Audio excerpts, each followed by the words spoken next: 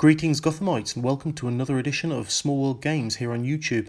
I'm Carlos and this is the first, depending on how much you all enjoyed, video documenting my collecting, painting and you never know, possibly even some games of Batman Miniatures Game 3rd edition by Night Models.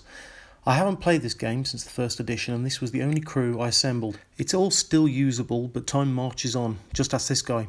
And as much as I love this Batman miniature, based of course on the Arkham Asylum box art, I really don't think he's going to look as impressive standing toe to toe with some of the newer 40mm or greater based supervillains. So today we're opening up the BMG Back to Gotham box set and I'm going to assemble and paint the model affectionately known as Bedsheets Batman, or as I like to call him, the Very Caped Crusader.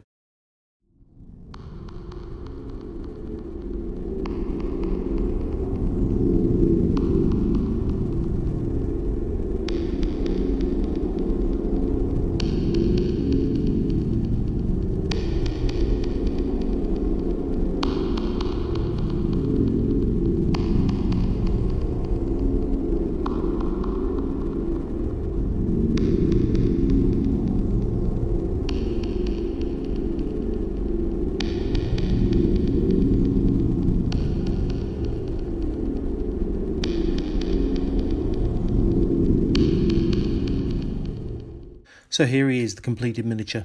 I'm still getting used to working with this new rubber resin, very similar, if not exactly the same, as Warlord resin. I've had to green stuff a couple of gaps and had a bit of trouble with the ears and have had to sculpt a couple of my own.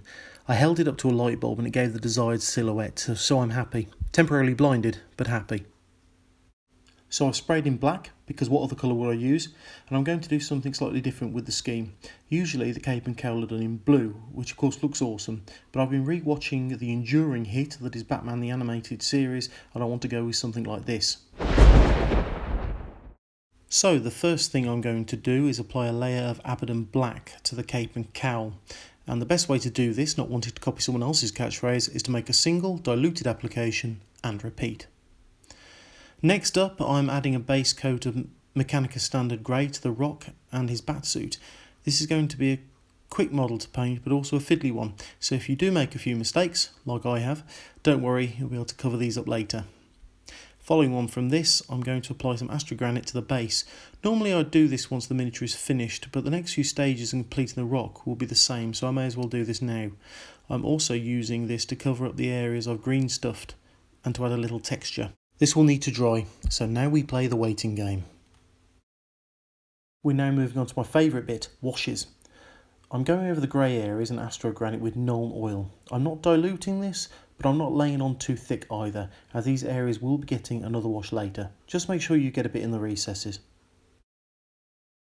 So with the Nuln Oil dried, I'm going to break out the Dawnstone and start to build up the layers on the grey areas. First I'm going to use a standard brush to apply a layer to the batsuit. Make sure you don't cover up any of the recesses. I'm then going to move on to an old dry brush to apply a heavy dry brush to the rock and base. To complete the highlighting, I'm adding some Fortress Grey, which you kids are calling Administratum Grey today, to the uppermost areas of the suit. I'm also using this to highlight the rocky areas, this time using a newer dry brush. There are a couple of small areas of detail that we are now going to look at, starting with the skin.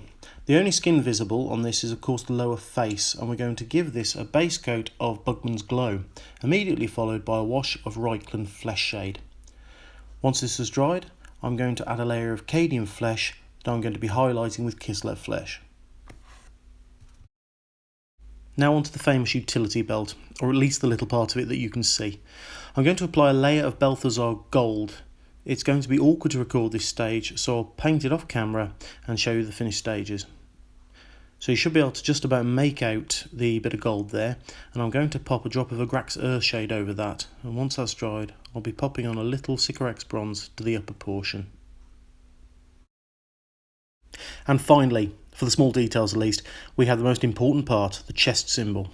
I'm going to firstly apply a coat of Abaddon Black onto the bat and the oval border. If you get anywhere else on the symbol at this stage, don't worry, just try not to get it over the grey batsuit.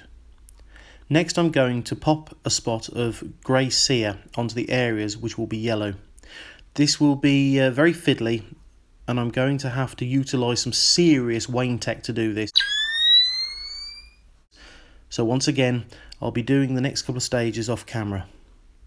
With the grey sear applied, it's time to add some Yandan yellow contrast. I figure this would be better than adding multiple layers of yellow paint, and it won't be such a problem if it runs over. And with the details complete, we're moving on to the final stages. Firstly, I'm going to give the rocky areas a wash of 50-50 Agrax Earthshade and Lamian Medium. This will help bring the colours together and will leave a slight brown tint, making it look more natural and grubby compared to the Batsuit. With that dry, I've touched up all the black areas where I messed up, and now I'm ready to begin highlighting the cape. The cape is without doubt the main feature of this particular model, and I love the more scary looking Batman. I must say that if I just pinched some old deer's handbag and was making my escape down an alleyway only to be confronted by this, I would have to contemplate my life choices. First off, using the neater of my two dry brushes, I'm going to edge highlight the cape and cowl using Esching Grey. I'm also going to apply this to the folds and ripples. Once this is done and dried, I'm going to apply another dry brush, this time using Dawnstone, and this time sticking exclusively to the edges. Throughout the dry brushing stage, the way the light falls on the miniature provides a useful guide. And finally, I'm applying a wash of 50-50 Nuln Oil and Lamian Medium to the cape, cowl and batsuit. This will again help blend the colours together and minimise the dustiness that results from the dry brushing. And there you have it. I've gone round the rim of the base with black, and as a bit of extra detail I've added some patches of Nurgle's rot onto the rocks to give that slimy subterranean look you'd possibly find in the Batcave.